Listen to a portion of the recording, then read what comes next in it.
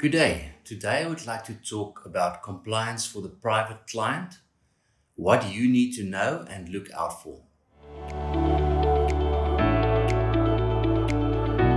When people hear the word compliance, they often think paperwork, red tape, or something that only matters to advisors and institutions. But if you're a private client, especially one with investments, insurance, trusts, or offshore exposure, compliance matters to you. So let's break down what you actually need to know and what you should be looking out for. Firstly, why compliance exists. At its core, compliance is about protection. It's there to make sure advice is appropriate, transparent, and aligned with your needs, not the advisor's commission or convenience. Regulations like FAIS and FICA aren't designed to slow things down. They're designed to protect clients from poor advice, fraud, and abuse. One of the biggest compliance areas for private clients is disclosure. You should always understand what product you're investing in, the risks involved, the fees you're paying, both upfront and ongoing, and whether there are any penalties or restrictions. If something isn't clear or feels rushed, that's a red flag. A compliant advisor should welcome questions, not avoid them.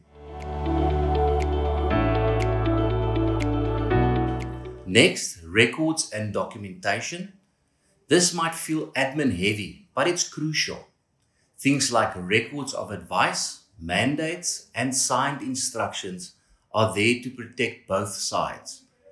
If advice ever needs to be questioned later, proper documentation is what proves that recommendations were suitable and agreed to.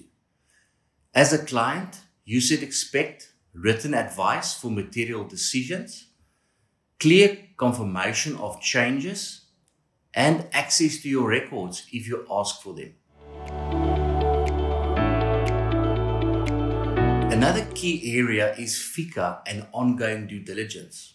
Yes, it can be frustrating to provide documents again, proof of address, ID, source of funds, but it's not optional.